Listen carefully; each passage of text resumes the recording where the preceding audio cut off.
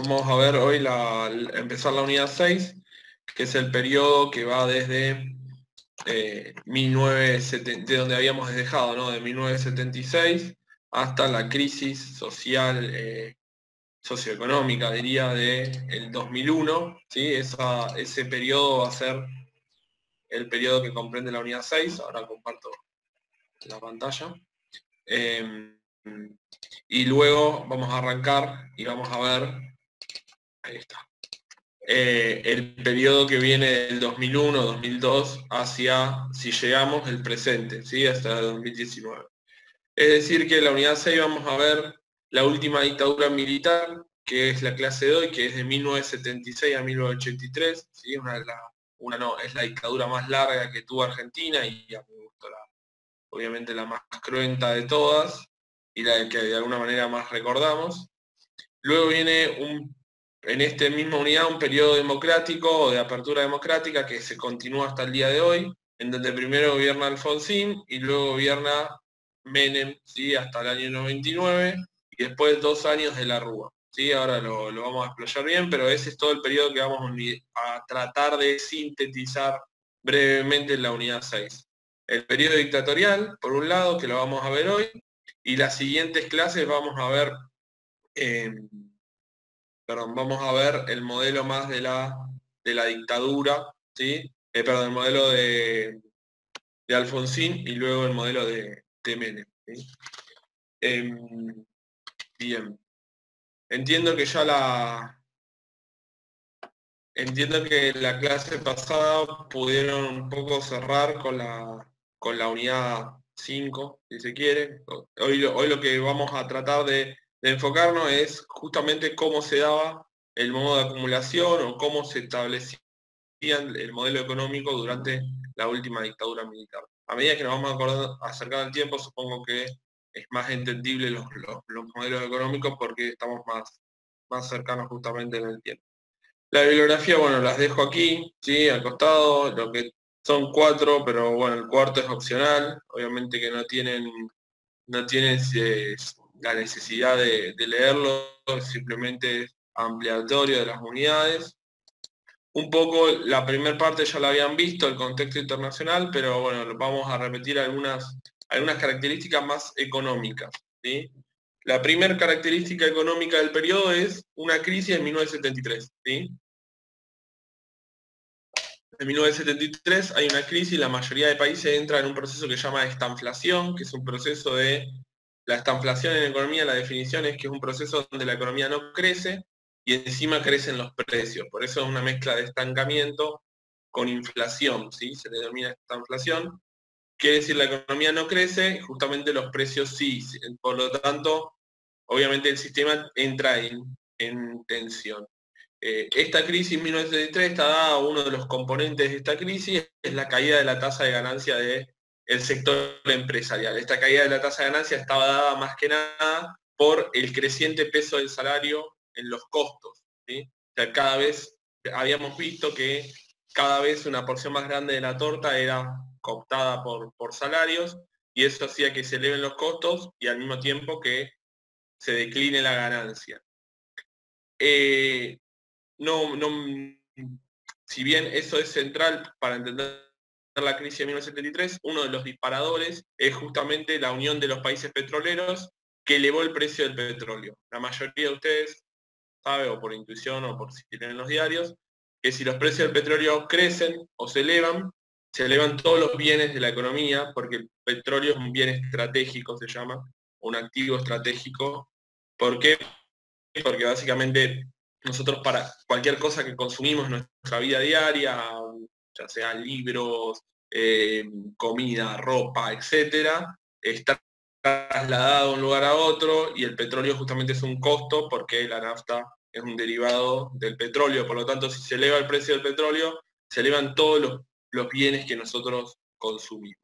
En este país, varios países petroleros decidieron elevar el precio del petróleo, lo cual generó un montón de procesos inflacionarios en los países que importaban petróleo, o sea que le tenían que comprar petróleo a estos países petroleros. y a la vez, al mismo tiempo que causó el impacto inflacionario, causó el impacto de que había un exceso de la cantidad de dólares, ¿sí? Primero eso más que nada estaba dado porque Estados Unidos cada vez tenía un déficit creciente, que quiere decir que gastaba más de lo que le ingresaba, por lo tanto había muchos dólares en circulación, y luego la elevación de precios también hizo que aumente la cantidad de dinero. Esto es central porque es, de alguna manera, esto de la cantidad, del aumento de la cantidad de dólares es central para entender cómo actuaba el modelo económico argentino durante la última dictadura cívico-militar. Acá donde se inaugura un nuevo patrón de acumulación, que es un patrón de acumulación basado básicamente en la valorización financiera, ¿sí? Nosotros veníamos de un patrón de acumulación que lo que discutía de alguna manera era un patrón de acumulación centrado en la industria, ¿sí? En la idea de que los países, por lo menos siempre hablando de los países periféricos, los países de América Latina, se podían industrializar sus exportaciones y dejar de exportar materias primas, ¿sí? Ahora pasamos a un nuevo paradigma, un nuevo patrón de acumulación, en donde eso no se deja de lado en la discusión y se establece el centro en lo que sería la acumulación financiera, ¿sí? Pasamos de un patrón en donde la industria era el centro, o estaba por lo menos en el centro del debate, a un patrón que, digamos, desplaza la industria del debate y lo que está dentro del debate es la financiarización de la economía, ¿sí? Vamos a ver qué es la financiarización, lo vamos a ver bien concreto, no quiero meterme ahora en eso, pero sí en un ratito, cuando veamos el modelo económico de la dictadura, lo voy a tratar de explicar con pasos, como hice con los anteriores, para que se entienda. Yo sé que pierdo rigurosidad, pero como nos tocó dar clases en este medio y no en el sistema tradicional, es más costoso explicar modelo económico por este medio, entonces prefiero perder un poco de rigurosidad, pero que quede más o menos a grandes trazos el modelo. ¿Cuál es el contexto económico que o sea, cómo se establecen las empresas en esta etapa de financiarización? Hay una idea que nos enseñaron en la primaria y en la secundaria, de que vivimos en un mundo globalizado, ¿sí? Esa idea es un poco, la voy a tratar de derrumbar un poco ahora, o lo voy a tratar de contextualizar, ¿sí? Porque ¿cuál es la idea básica del mundo globalizado? De que nos dijeron en la primaria, en la secundaria, capaz que también en la facultad, de que un mundo globalizado es un mundo donde todo está conectado con todo, ¿sí? Básicamente yo le puedo ir y vender a China, y China le vende a India, y así sucesivamente, ¿sí? ¿Qué ocurrió con la industria? La pregunta sería, ¿la industria funciona así? Yo puedo un día poner una fábrica en Argentina, otra en Gran Bretaña y otra en Rusia, digamos, o sea, ¿funciona de esa manera? Las pruebas o la evidencia empírica dice que no, en realidad que vivimos en un mundo más, sería regionalizado. O sea, ¿qué significa esto?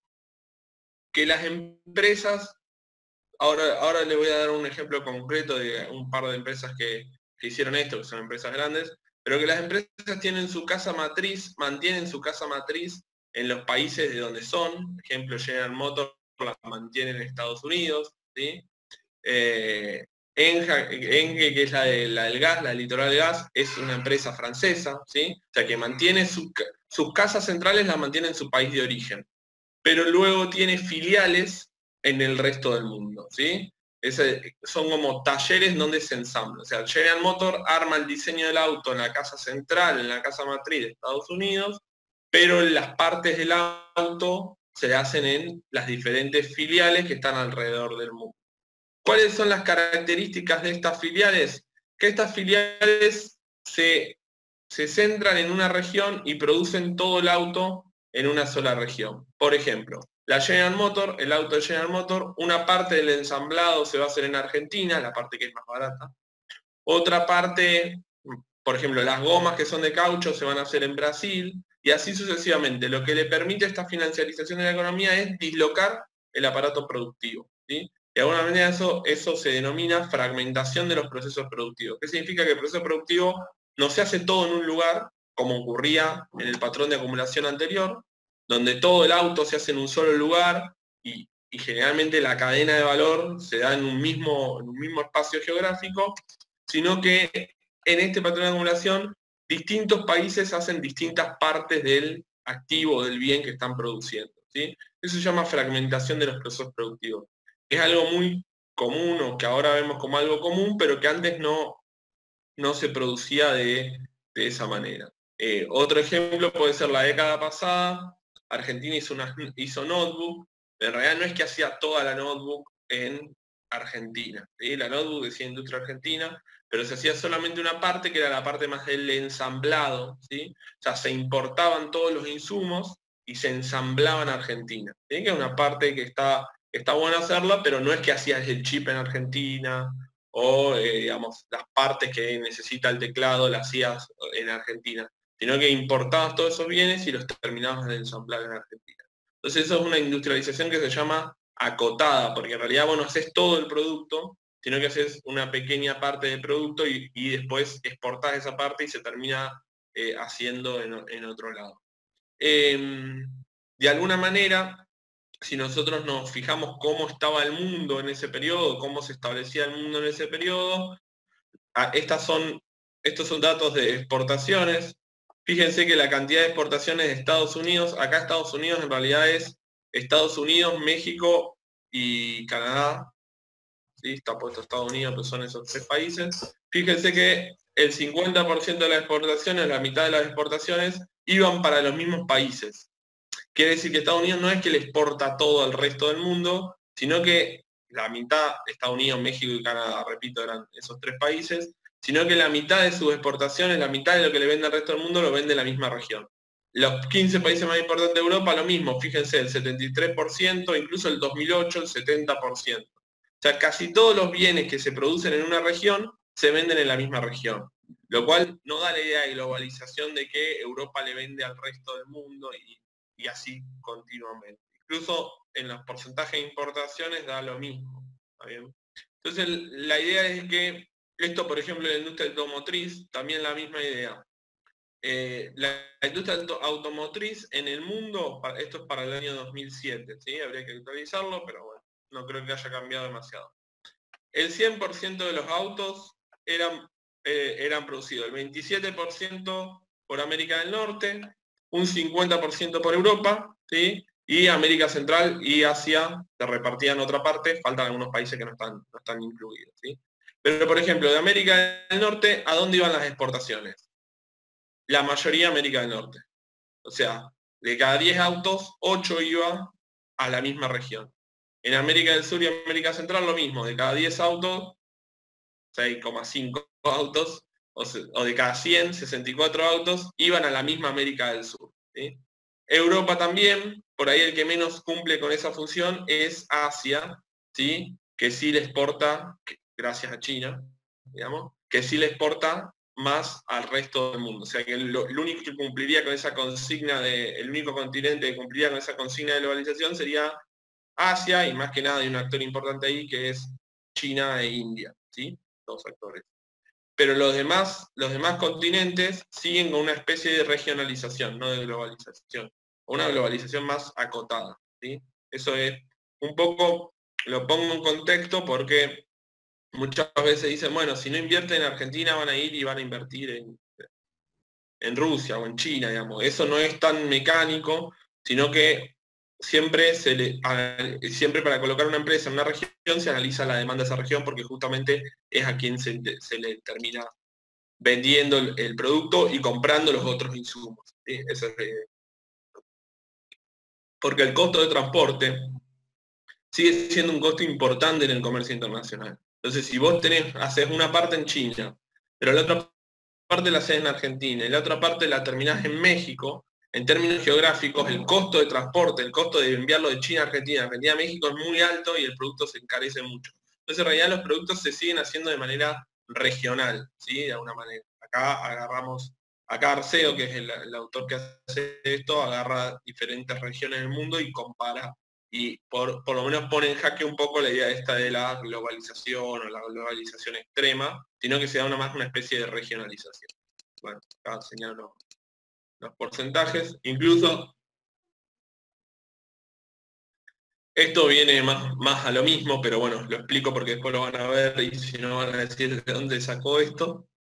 Estas son las 500 más grandes empresas del mundo, ¿sí? Transnacionales para el año 2001, para digamos, el periodo que estamos estudiando. Y está dividida, digamos, está dividida en cuatro tipos de transnacionales. Una transnacional que sería la global, que reparte sus bienes por todo el resto del mundo, es decir, 20% más en cada una de las regiones. América del Sur, América del Norte, Asia, las que vimos recién, Europa. La cantidad de transnacionales que hacen eso son solamente, por lo menos para el año 2001, 10. ¿Sí? Luego las birregionales, que solamente se dedican mayoritariamente a 2 regiones. ¿Sí? Venden el 50% o más entre el 20 y el 50% solamente a 2 regiones. Esas son 25 empresas. ¿Sí? Otras que orientan solamente a una región huésped, quiere decir que vende dentro de la misma región. Una empresa que está en América del Sur le vende a América del Sur, pero también le vende mucho a América del Norte, que sería el tercer ejemplo. Las únicas que hacen eso son 11 empresas transnacionales. La mayoría de empresas transnacionales vende al menos el 50% de sus ventas en la región de origen, en la región que está. Entonces, esto también lo que discuten estos datos son un poco la idea de que hay una mega globalización, sino que las empresas transnacionales, si bien le venden a todo el mundo, ¿verdad? O muchas le venden a todo el mundo, están dedicadas más que nada a sus ventas a la misma región donde se instalan. Por lo tanto, esto significa que le importa mucho la demanda o el poder de consumo que tenga la región donde se instala. Una región que no es tan pobre que no puede comprar sus autos, a la General Motors no le va a interesar ponerse en esa región porque justamente no va a poder vender el auto. Así que el poder adquisitivo de las personas en las que viven es siguiendo con el mismo ejemplo, ¿no? Es un dato importante para saber si las inversiones pueden ir allí o no. Bueno, lo dejo. Y esto prefiero verlo después. Después lo vamos a ver.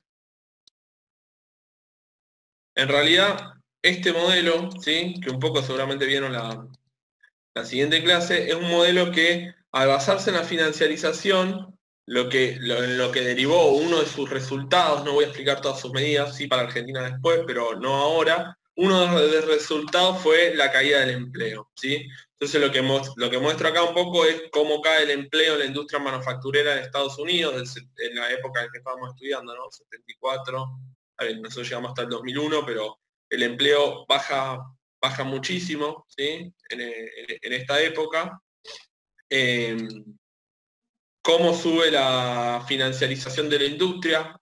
Sería este dato. Fíjense que desde los 70 o de los 75 se repunta la financiarización de la industria, o sea, que la industria juegue en el mercado financiero.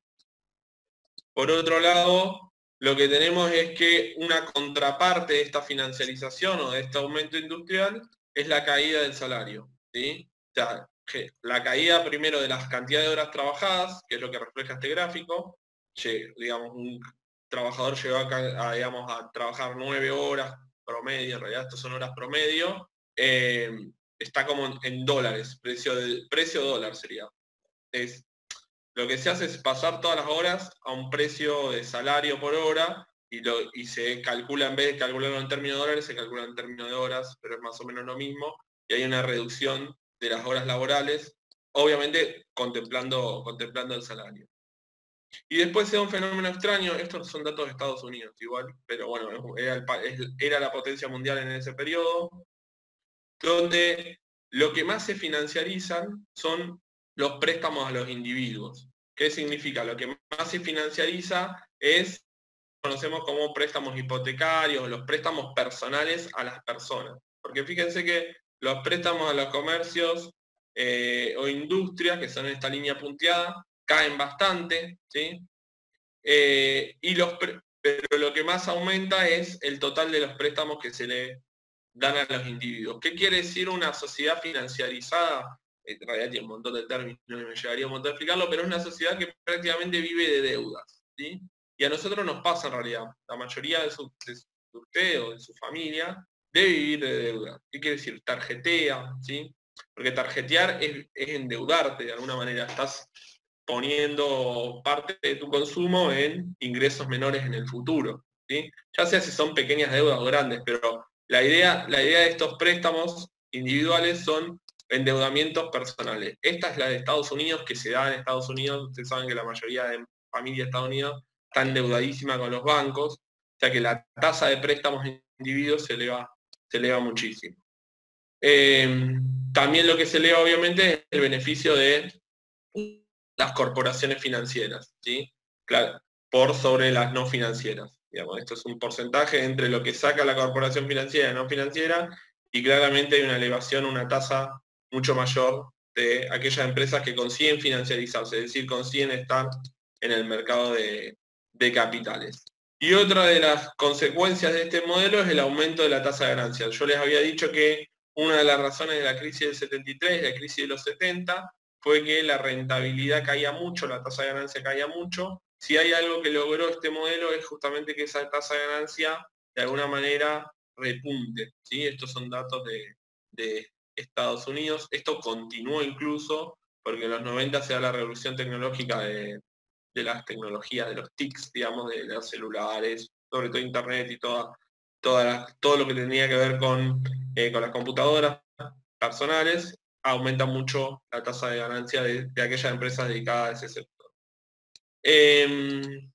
Esto lo voy a dejar, voy a pasar a lo que por ahí más central y lo que más entra en el otro también entra, pero lo que más entra en el final, que es cuál es el diagnóstico de la dictadura sobre el patrón de acumulación anterior, ¿sí? Y de ese diagnóstico, cuáles son las políticas que se implementan. Voy a dividirlo en dos partes. Una parte del diagnóstico, qué diagnóstico hace de la dictadura del proceso anterior, y en una segunda parte lo que voy a hacer es explicar brevemente las políticas, ¿sí? Y en una última parte, una tercera parte, lo que voy a hacer es explicar el modelo económico, ¿sí? O lo que resultaron esas políticas. Sería diagnóstico, políticas y consecuencia de esas políticas o diagrama de esas políticas. El diagnóstico se basaba básicamente en 3 puntos, ¿sí? Lo principal, el ministro de Economía de la dictadura, la última dictadura militar, la dictadura hace un golpe de Estado el 24 de marzo contra el gobierno de Isabel Perón, recuerden que Perón había muerto, y en realidad suprimen todos los poderes del Congreso, ¿sí? Todos los poderes del Estado. Todo pasa a manos del Ejecutivo y de las 3 Fuerzas Armadas, la Fuerza Aérea, la Marina y el Ejército, ¿sí? ¿Qué diagnóstico y ponen a alguien que venía, que digamos tenía una raigambre o un origen liberal, a comandar el Ministerio de Economía? Esa persona se llamaba José Martínez de Hoz, y hay varias entrevistas que están en YouTube, que él hace como el diagnóstico. Yo digo que vean directamente lo que dice él, para así no verlo de la misma fuente siempre es mejor. Él hace un diagnóstico de lo que fue los procesos anteriores, o el modelo de acumulación, o el patrón de acumulación, por industrialización, por sustitución de importación. Él dice, bueno, en realidad, el problema que tenemos de por qué no crecemos, no lo explica como que lo explica Diamant, sino de una manera bastante distinta y no coincide con casi nada, que básicamente la economía argentina no funciona porque tiene un Estado que interviene todo el tiempo en la economía, ¿sí? Y que sobre todo ese Estado es como un Estado, lo voy a decir peyorativamente, es como un Estado bobo, que gasta mucho y recauda poco, ¿sí? Y que ese déficit fiscal, eso se llama déficit fiscal, que algo gaste más de lo que le ingrese, es uno de los orígenes de los procesos inflacionarios en Argentina. ¿Qué quiere decir? Que el Estado imprime mucho dinero, gasta más de lo que le ingresa, y eso hace que los precios se eleven muchísimo, ¿sí? Este es como el primer diagnóstico que hace. Él dice, bueno, hay mucho Estado acá, ¿sí? Lo que hay que es reducir el poder de Estado. Paradójicamente, estaba en un Estado dictatorial diciendo que había mucho Estado, digamos, es una contradicción, pero bueno, lo dejo a libre interpretación. La segunda parte es que vuelve a una idea de como las ventajas comparativas. Martínez dice, bueno, en realidad el Estado, este segundo diagnóstico parte del primero. El Estado gasta mucho y encima gasta en industria, y la industria es ineficiente. O sea, ¿por qué? Porque vive prácticamente de los dólares que genera el sector agropecuario, entonces hay que eliminar la industria. O sea, hay que generar un proceso en donde solamente quede la industria que sea eficiente, ¿sí? y solamente quede el mercado exportador agropecuario. Dejemos de mantener cosas que o en realidad la idea es, abramos la economía al mundo y que sobreviva la empresa eficiente y la que hace mal las cosas, dejemos que se reconvierta y que haga otras actividades productivas, ¿sí? Y la tercera falencia son los sindicatos fuertes, ¿sí? Él dice que los sindicatos no favorecen un salario realmente acorde a la productividad del obrero argentino, por lo tanto hay un tercer factor importante en el diagnóstico de Martínez de Oz, es que esta idea de que los sindicatos son muy fuertes, que hay que reducir su poder, ¿sí? Estos son como el tres diagnósticos importantes. Todos se desprenden un poco del primero en realidad. Hay un estado interventor, un estado fuerte en la economía, eso hay que evitarlo. ¿Por qué? Primero porque causa déficit y eso causa inflación. Segundo porque está alimentando una industria ineficiente. Y tercero porque se alía con los sindicatos y genera distorsiones en la economía. ¿Sí? La economía debe tener las menores distorsiones posibles, ¿sí? En los términos en los que está hablando Martínez de Oz. ¿Se entendió? Si no, repasamos alguno porque esto es bastante central. ¿Se entendió, profe? Bien. Sí, sí. La primer política que toma en realidad es la liberalización del comercio internacional. ¿Qué significa esto? Lo voy a explicar porque dicho así, no, en chino básico. Básicamente decide no cobrar más impuestos a las exportaciones, que en Argentina no, y en todo el mundo se le llaman retenciones, ¿sí? ¿Se acuerdan del 2008 que se armó el lío con el campo? Eso era porque en ese momento el gobierno de Cristina Fernández, ¿sí?, había decidido aumentar la tasa alícuota de las retenciones móviles. Bueno, la retención es un impuesto a la exportación, ¿sí? Le di un ejemplo histórico como para que vean de qué va, digamos. Él lo que decía es que no tenía que haber ningún impuesto, porque eso distorsiona un poco la economía. Saca las retenciones, pero saca también los aranceles. Recuerden que los aranceles es un impuesto, al contrario, a las importaciones, es decir, a lo que nosotros le compramos al resto del mundo, ¿sí? ¿Por qué se le ponían aranceles? Recuerden que en los periodos anteriores se le colocaban aranceles a algunos productos industriales para evitar que compitan con los productos nacionales y darle aire a la industria nacional para que haga esos productos, ¿sí? O sea que era una estrategia de alguna manera por distintos gobiernos, incluso también dictatoriales, de colocar aranceles para que, digamos, la industria nacional pueda crecer y no venga un producto más barato del exterior y no permita su crecimiento. ¿Por qué justamente liberalizaba la economía? Porque pensaba esto, de que la industria argentina tenía que exponerse a competir con los productos internacionales y para eso había que eliminar los aranceles y eliminar cualquier tipo de impuesto y que compita. La que sobrevive a eso merece quedarse de alguna manera, la que no sobrevive se reconvertirá, ¿sí?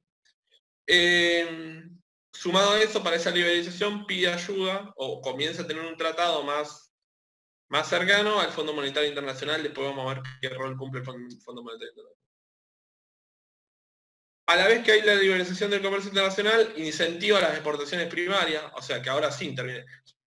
El discurso de Martínez de Oz y de los economistas de esa época es un discurso igual que ahora, en realidad, un discurso bastante paradójico, porque no pedían que el Estado no intervenga, pero a la vez favorecía al sector exportador, ¿sí? Después vamos a ver, o sea, le entregaba subsidios, etc. O sea, intervenía, digamos, usaba de discurso de una forma, pero los actos terminaban interviniendo quirúrgicamente en algunos lados. Después vamos a ver. ¿Cómo solucionó lo de los sindicatos? Bueno, matando gente, digamos, represión sindical, no estaban prohibidos los sindicatos, entonces eso lo solucionó fácil, de alguna manera. Lo que propuso de alguna manera, por lo menos los primeros años, es el congelamiento de salarios. Es decir, que los salarios no iban a crecer, no podían aumentar, ¿sí? Sí podían bajar, en realidad se congelaban en una tasa. Piensen que si ustedes cobran 30.000 pesos y Alberto Fernández decide congelar los salarios, se le quedan 30.000 pesos, ¿sí? O sea, no se puede ni subir ni bajar, eso es un congelamiento de salarios.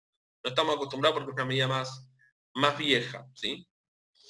Y en 1977 hace una reforma, una que se llama la reforma financiera. Muchas cosas de esa reforma financiera no han cambiado desde esa época hasta ahora, increíblemente, pero esa reforma financiera lo que permitía es que cualquier entidad pueda actuar como entidad bancaria, ¿sí? En realidad provocó una explosión de las entidades bancarias. Lo que hacía era liberar el mercado dedicado a la banca, es decir, dedicado al préstamo y a la recepción de dinero, ¿sí? Eso lo hizo justamente para instalar mayores entidades financieras que permitan supuestamente, si pensamos bien, en canalizar el ahorro y llevarlo a inversión. Esa es como la idea de lo que expresaba Martínez de Oz en sus ideas. Él decía, nos faltan entidades que agarren a lo que el ahorro de ciertas personas y se lo presten a aquellos que necesitan para invertir, ¿sí? Entonces, de alguna manera lo que hace es liberar ese sector y lo que hace es subir mucho las tasas de interés. Ahora vamos a ver que eso es central para entender el modelo de la dictadura. En realidad, él dice, bueno, ¿cómo hacemos ahí? El problema central para Martínez de Oz es la inflación, ¿sí? ¿Cuál es el problema de la inflación? Es que el Estado es grande, ya lo expliqué antes, ¿no? Que el Estado es grande y gasta mucho. ¿Cómo hay que hacer? Hay que gastar menos. Congelo los salarios, ¿sí? Congelo los salarios de los estatales, de los docentes estatales, de todo lo estatal.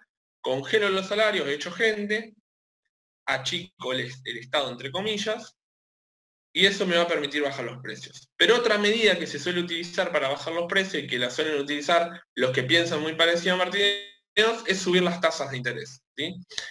En realidad ellos piensan que, no sé si saben lo que es una tasa de interés, ¿alguno sabe o no sabe, mejor dicho, para qué sirven las tasas? Creo que alguna vez lo he explicado. Si puede, lo explica, profe. Dale.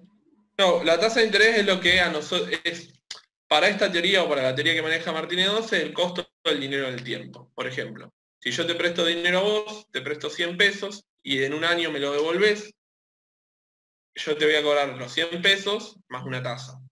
¿Por qué? Porque es el costo de no haberlo invertido yo hoy, ¿sí? Yo con esos 100 pesos podría haberme puesto, no sé, una librería, o estoy soñando, ¿no? O estoy achicándole los ceros.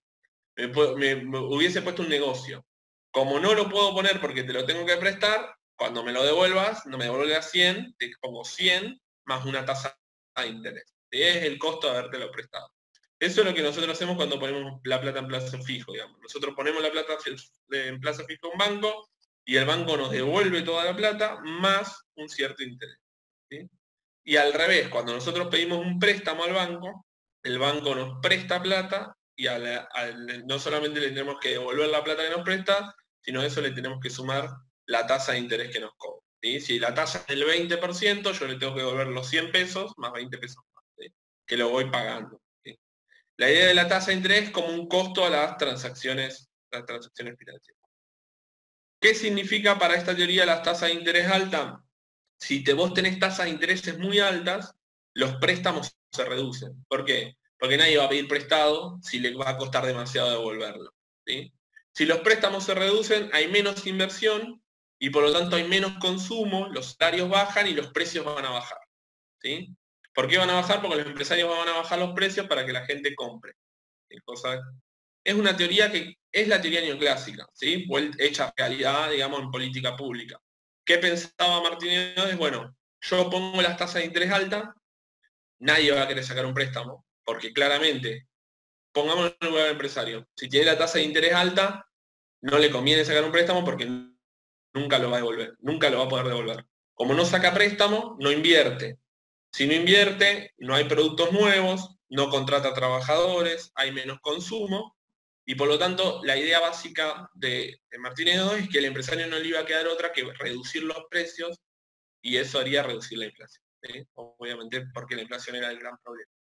Entonces él tiene dos medidas para combatir la inflación: subir la tasa y achicar el Estado, ¿sí? Son siempre las mismas dos, la vamos a repetir a lo largo de la historia. Vamos a ver que eso va a generar un problema. Pero más que nada, lo que hizo es un diagnóstico. ¿Cómo atacó a los sindicatos fuertes? Los prohibió y congeló los salarios. ¿Cómo atacó a la industria ineficiente? Liberó la economía y dejó que entre productos del resto del mundo y la puso a competir con productos del resto del mundo. ¿Cómo hizo para combatir la inflación? Achicó el Estado, gastó menos, congeló salarios y también elevó las tasas, ¿sí? Diagnóstico y política, ¿sí? En realidad todo en economía se puede resumir a eso. Después las políticas pueden ser más profundas o menos profundas, eso no quita que no sea de la teoría, ¿sí? Porque muchos dicen, no, porque no hizo esto, no corresponde a la teoría. No, la teoría comprende cuestiones, el grado de profundidad no mide teoría, digamos. O sea, claramente Martínez II es un exponente de la teoría neoclásica, lo cree así, digamos, lo afirma, y la defiende con las políticas que él piensa que pueden ayudar al diagnóstico que él tenía en esa época. ¿Sí? Bien, ¿se entendió esto antes de pasar al modelo?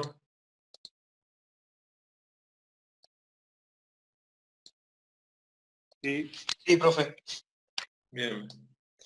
Ahora vamos a ver en qué derivaron esas políticas, ¿sí? Que era como el tercer paso que yo les decía antes. Le dije diagnóstico, política, bueno, ¿en qué derivaron? ¿Cuál fue el problema aquí? ¿O en qué derivó el modelo? El modelo terminó siendo un desastre, ¿sí? Ahora lo voy a argumentar con datos, porque decirlo así, si no, parece muy capcioso, pero lo vamos a argumentar. El problema fue que como tenía déficit fiscal, ¿sí? Como gastaba más de lo que ingresaba, él le pidió plata al FMI, ¿sí? Le voy a hablar de él como Martínez II, pero es la dictadura militar. La dictadura militar comenzó a pedirle dólares al FMI, ¿sí? Ese es el primer paso, vamos a verlo por paso. Bueno, yo tengo déficit fiscal, pido dólares, ¿sí? Yo ahí pondría primer error, si tu déficit es peso, ¿por qué pedís dólares que es otra moneda? Pero bueno, eso se sigue haciendo así. Eso significa un aumento de la deuda externa, ¿sí? Primer paso, pediste dólares justamente porque vos gastabas más el Estado de lo que ingresaba. Para tapar ese déficit, pediste una deuda con un organismo internacional, en este caso con el Fondo Monetario Internacional. Después, en realidad, como también conseguiste dólares, vos tenías las tasas altas, ¿sí? Incluso las tasas de Argentina, en ese momento las tasas de interés, era muy alta. Lo voy a hacer con un ejemplo sencillo. En el pizarrón, si tuviese el pizarrón me saldría mejor, pero vamos a tratar de poderlo ejemplificar. Vamos a suponer que ustedes son inversores. Todos nosotros somos inversores. Y tenemos plata en dólares. Vamos a suponer que tenemos 100 dólares, ¿sí? Para poner un número redondo. Vamos a suponer que eso es significativo, ¿no? No que esté, porque 100 dólares no es mucho en la economía real, ¿sí?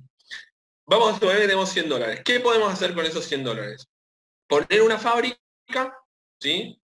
Es decir, comprar una fábrica, contratar a los empleados, producir, vender y ganar, ¿sí? Tratar de ganar, tratar de vender algo que tenga demanda, tratar de poder competir contra las otras empresas y ganar plata. La otra forma que tengo es no invertir en cuestiones productivas, sino invertir en cuestiones financieras. Es decir, le presto 100 dólares, compro un bono o lo pongo en plazo fijo, no sé. En cualquier estructura financiera pongo esos 100 dólares y me representa una ganancia. ¿Cuál es la ganancia? La tasa de interés. ¿Sí? ¿Qué pasa? ¿Qué pasa si hay tasas de intereses altas? Lo que hacía la gente que tenía dólares es traía dólares a Argentina, lo cambiaba por pesos y compraba bonos argentinos. ¿Sí? Compraba un bono que decía, vale 100 pesos más la tasa de interés. ¿Cuál era cuál era lo central ahí? Que la tasa de interés era alta. Entonces, por esos bonos no me iban a devolver 100 pesos, sino me iban a devolver, vamos a ponerle, 150 pesos. Entonces, ¿qué hacían los que tenían dólares? Vuelvo a repetir, traían los dólares, los cambian por pesos. Entonces, ahí la noticia del diario es, la gente trae dólares a Argentina, aumentan las reservas, ¿sí? La gente confía en Argentina. Cambiaba esos dólares por pesos, con esos pesos compraba ese papel que decía que el Estado argentino, o en realidad los deudores argentinos, que eran bancos más que nada, ahora vamos a ver quiénes eran, te debían 100 pesos más la tasa de interés que tenían en ese momento, vamos a suponer que el 50%, es decir, que te debían 150. ¿Qué hacían? Bueno, paso 3, juntaban esos 150 pesos, ¿y qué hacían con los 150 pesos? Los volvían a cambiar a dólares, y los dólares, en algo que se denomine, que estuvo en debate en los últimos meses, se fugaban. ¿Qué significa se fuga? No sé, fugamos plata cada vez que la ponemos abajo de la almohada, o sea, la sacamos del sistema, ¿sí? Eso sería una fuga de capitales. No es precisamente algo ilegal, ¿sí? O sea, vos podés sacar los dólares. El problema ¿cuál está? Que vos pediste deuda, ¿sí? Generaste un colchón de dólares importante, vino gente y te aumentó esos dólares, pero el problema es que los dólares que se llevan son más de los que trajeron. ¿Por qué? Porque tuvieron una ganancia con la tasa de interés, ¿sí? ¿Se Mismo que entendió? las Levax. Es como las Levax, es el mismo, es lo mismo. El mismo. ¿Qué pasó? ¿Qué pasó? ¿O cuáles fueron uno de los errores de Cambiemos? Después lo vamos a ver. Que el modelo era muy parecido. ¿Por qué? Muy parecido con algunas diferencias, ¿no? Porque es otro año, es un gobierno democrático, o sea, son otras cosas, no quiero caer en una comparación reta, pero la estructura económica era parecida, ¿sí? ¿Por qué? Porque las LEVAC rendían 60%. Yo era un inversor, vamos a suponer, yo era Vicentín, ¿sí? Que hoy es noticia. Yo tenía los dólares. ¿Qué hacía? ¿Pongo otra planta o compro las LEVAC? Compro las LEVAC, a mí me conviene, ¿sí? ¿Qué hago una vez que yo cambié los dólares? Porque Vicentín era exportador, es exportador todavía, recibía dólares. Esos dólares los cambiaba por pesos, compraba LEVAC, tenía la ganancia en LEVAC, juntaba esa plata, los cambiaba por dólares y los fugaba. Los fugaba no significa que lo saca del país, ¿sí? Lo puede tener, no sé, escondido en la casa, pero lo saca del circuito económico. Eso es como fugar, entre muchas comillas, ¿sí? Lo remite a su casa matriz, ¿sí? ¿Es lo que se Creo que llama bicicleta financiera? esto es lo que vulgarmente se llama bicicleta financiera, en realidad en economía se llama valorización financiera, ¿sí? Bicicleta se le llama en Argentina. Lo llamó un economista estadounidense cuando lo estudió, bicicleta financiera, pero después en realidad es un proceso de valorización financiera. Como cualquier proceso de valorización financiera.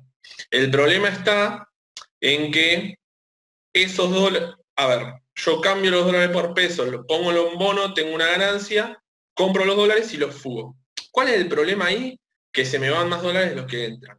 Entonces yo empiezo a perder reservas. Empiezo a perder reservas, empiezo a perder reservas, empiezo a perder reservas. ¿Qué hace el Estado argentino? Devalúa. El peso pasa de 15 a 40. ¿Por qué devalúa? Primero porque todo el mundo sale a comprar dólares y no renueva su plazo con las LEVAC. Ya que dijeron las LEVAC lo tiro, ¿no? O sea, esos bonos tienen un vencimiento. El inversor tiene dos opciones. O comprar nuevamente el bono o fugarlo, o fugar la plata, o sea, sacar la plata. ¿Cómo puede hacer el Estado argentino para compensar lo que se quede? Subir más la tasa. El problema es que no se termina más.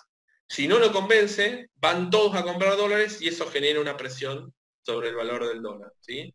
Y en lo que hace el Estado era lo que hacía antes. ¿Qué hacía en el modelo de la ICI cuando le faltaban dólares? Una devaluación. La devaluación recompone de alguna manera la salida y de alguna manera le quita ganancia a los que hacen este proceso, ¿sí? Pero ¿cuál es el problema de la devaluación? Que ya lo vimos, que genera inflación, sumado al congelamiento salarial que había puesto Martínez II, claramente perdían los trabajadores, ¿sí? ¿Por qué? Porque tenían el salario congelado y una inflación guiada por una devaluación. Incluso yo no quiero que aprendan esto para el examen. Lo que hace Martínez II es algo que no se hizo casi ningún país del mundo, que es una tablita cambiaria. Era una tablita que te decía cuánto iba a devaluar la moneda, cuánto se iba a ir devaluando la moneda. O sea que en su esquema ya tenía pensado que iba a tener que devaluar todo el tiempo, ¿sí? Pero fíjense que lejos de... A ver, yo siempre discuto esto. Bueno, en realidad proponían que el Estado no intervenga. Pero ¿quién pone las tasas de intereses altas? El Estado. El Estado toma una decisión poniendo la tasa de interés alta. El Estado interviene. Interviene igual que en el otro. Nada más que el resultado económico es otro, digamos. Pero interviene igual. ¿Quién garantiza los dólares para que se vayan? El Banco Central, o sea, el Estado, ¿sí? O sea, hay un proceso en donde el Estado está interviniendo. El Estado, en economía, el Estado, y yo soy de los que creen el Estado, no puede no intervenir. No existe eso. Puede favorecer no cobrar impuestos o no hacer ciertas cuestiones, que eso se llamaría que se corra, pero nunca deja de correrse. Siempre está interviniendo para un proceso o para otro, ¿sí? En este caso, la intervención del Estado está en colocar esas tasas de intereses altas y en favorecerle los dólares para esa fuga. Ahora voy a mostrar algunos datos para que esto tenga sustento, obviamente, en los datos que utilizamos. Pero básicamente el proceso económico es este. Y acá viene la pregunta, es ¿por qué es útil estudiar patrones de acumulación? Porque una devaluación en 1950 no es producto de lo mismo que en 1976. No se da por la misma causa. O sea, vos podés explicar una devaluación en 2006 y no va a ser la misma que la del 2016. ¿Por qué? Porque el patrón de acumulación es diferente.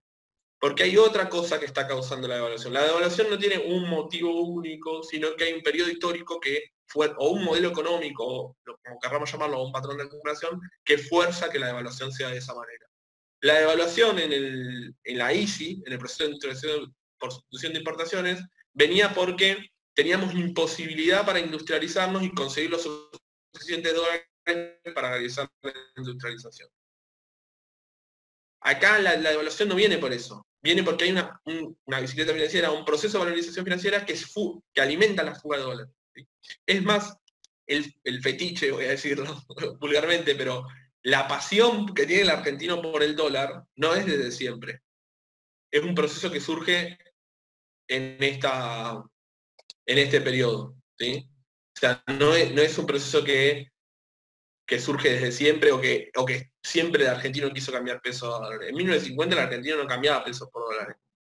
Es un proceso que se instala cuando el dólar comienza a ser importante, ¿sí? O sea, cuando está en el centro de la escena, que es justamente, más que en la dictadura, que en realidad está en el centro, es en los 90, ¿sí? Que después lo vamos a ver. ¿Alguna duda sobre el proceso? ¿Algún paso que no haya quedado claro? Me gustaría que esto quede bien claro para el examen.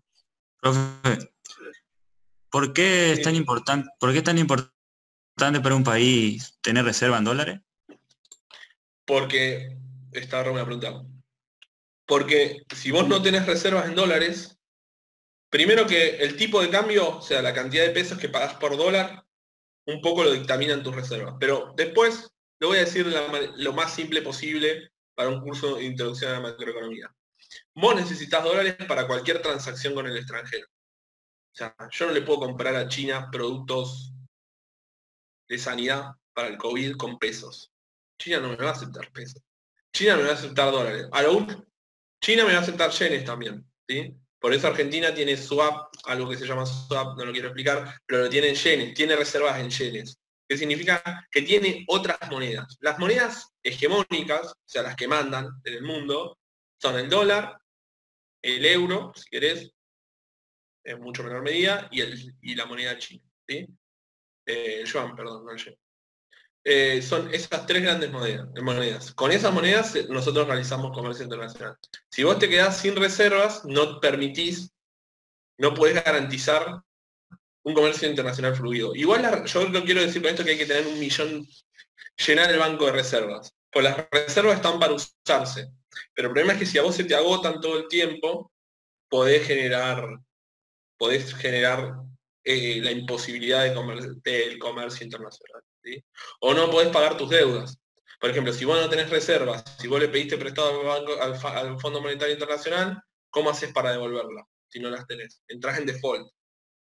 ¿Sí? Argentina entró en default varias veces. ¿Qué quiere decir default? Que no tenés la capacidad de pagar tus propias deudas. ¿Sí? Entró en default varias veces. En 2001 entró, en 2002 entró. ¿Sí? Profe, Eso sí. y supuestamente ahora no volvió a entrar en default. Según Wall Street dice que Argentina ya entró en default otra vez. ¿Puede ser? En realidad default técnico, sí.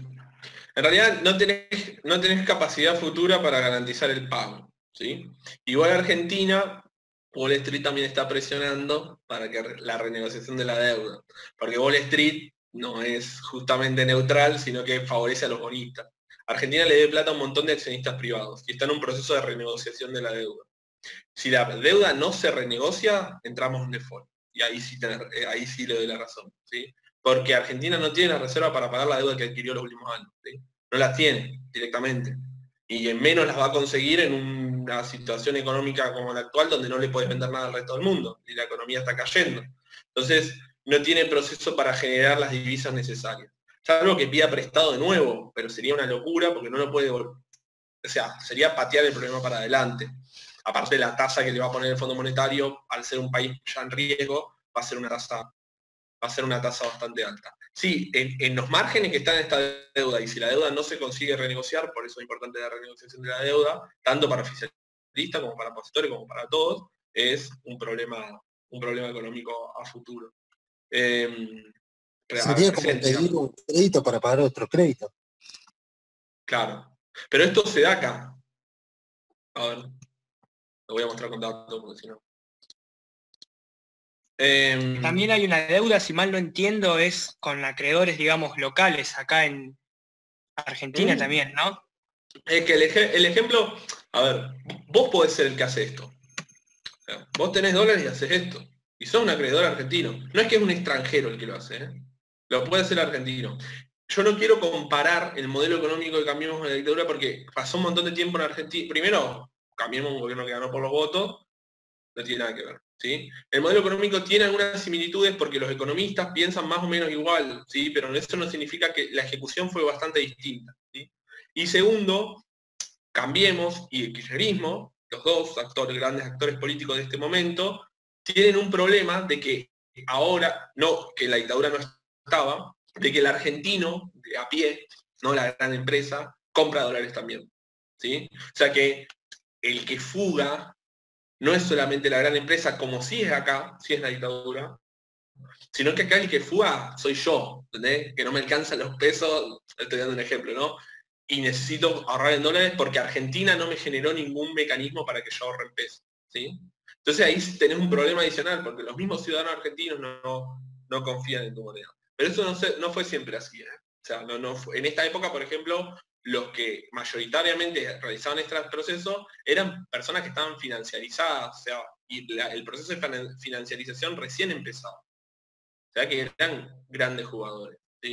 Ahora se da algo medio paradójico que cualquiera compra pesos, ¿sí? De hecho, el balance del Banco Central del mes pasado dio que hay un montón de compradores de dólares, que incluso compran los 200 dólares, eso que se permiten mensualmente. Acá un poco lo que decía Ulises, ¿quién eran los deudores? Es decir, ¿quién eran los que generaban estos bonos? Porque la persona que viene cambia los dólares por pesos y compra esos bonos o compra esas acciones son de alguien. ¿Quién eran esos deudores? Más que nada eran los actores locales oligopólicos, que quiere decir las grandes empresas argentinas. ¿Y quién eran los acreedores? Eran los bancos transnacionales y los organismos internacionales. Es decir, ¿quiénes debían? Los actores oligopólicos. ¿A quién le debían o quién hacían esa bicicleta? Más que nada bancos transnacionales y organismos internacionales que eran los que nos prestaban los dólares. Uno nos prestaba los dólares, los organismos internacionales, los bancos transnacionales hacían la bicicleta financiera, ¿sí? ¿Y quién le daba esos bonos locales? Los actores locales, ¿sí? Las grandes empresas argentinas. O sea que acá había un rol central del Estado en garantizar una tasa de interés alta, porque la tasa de interés la pone el Estado, ¿sí?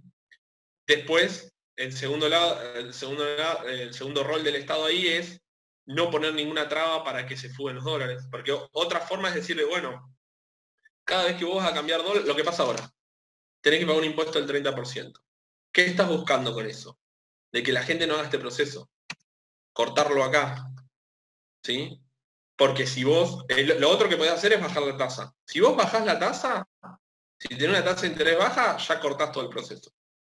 Porque como tenés una tasa baja, nadie va a invertir un bono que paga poco, ¿sí? Primero. Lo segundo que podés hacer, si no podés bajar la tasa o si tenés un impedimento para bajar la tasa, es controlar la cantidad de dólares que se compran, ¿sí? Eso también lo podés hacer. Este gobierno no hacía ninguna de las dos, ¿sí? En el 76. Es más, subía cada vez más la tasa y lo segundo que hacía es no controlar la compra y venta de dólares. Y lo tercero que hizo, cuando estos actores, en 1982, y lo hizo Domingo Cavallo, que era presidente del Banco Central en dictadura, vicepresidente, estos actores locales oligopólicos que estaban recontra endeudados les estatizó la deuda. ¿Qué significa? Que el Estado se hizo cargo de la deuda de las empresas, ¿sí? Esa deuda, que era de deuda privada, pasó a ser pública, o sea, pasó a engrosar, esto está en el presupuesto de 1982, o sea, está figurado, ¿no? Pasó a engrosar la deuda. Fíjense, este gráfico, ¿sí? Que tiene un poco todo el proceso que estamos viendo, tiene en rojo la deuda, abajo esto está en miles de millones de dólares, ¿no? 7.000 millones de dólares, Fíjense que aumenta de manera casi exponencial. Abajo está la fuga. Fíjense que la fuga tiene la misma forma que la deuda, ¿sí? Significa que es un proceso, eso no sé, bueno, creo que saben algo de estadística, eso es como una correlación positiva. Si se mueven en la misma dirección, significa que una explica a la otra, una relación más de causalidad, ¿sí? Esto habría que demostrarlo más con un análisis, como hicimos antes, un análisis de por qué sucede, que ya lo hicimos, pero hay como una relación de causalidad. Y lo de abajo, obviamente, es no solo crece la deuda externa, sino que encima nos cobran los intereses, ¿sí? Y este es el Producto Bruto, a precios constantes, es decir, real. Fíjense que, porque una de las cuestiones que se discute es, bueno, podríamos estarnos endeudando para crecer, ¿sí? Para crecer cada vez más. Pero en realidad hay una dislocación, porque en realidad no es que el PBI crece exponencialmente como crece la deuda, sino que cada vez crece poco y la deuda crece mucho, ¿sí?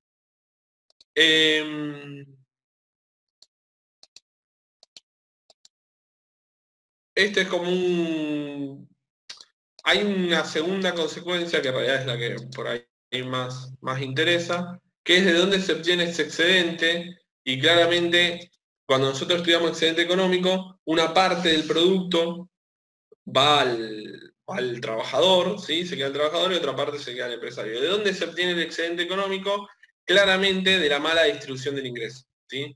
Un congelamiento salarial con una inflación galopante, la dictadura llegó a tener, después lo van a ver en la bibliografía, ¿no? Llegó a tener cifras de inflación de 3 dígitos, ¿sí? Entonces, esa inflación muy alta, con un salario congelado, mermó el poder adquisitivo de los trabajadores, ¿sí? Lo voy a mostrar, había un gráfico de esto.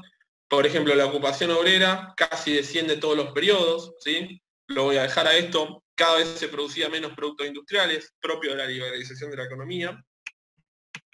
Y después, bueno, los obreros ocupados, en 1974 había 100 obreros ocupados, en el 83 se disminuyó un 35%, o sea, si antes había 100 obreros ocupados, después había 65, ¿sí?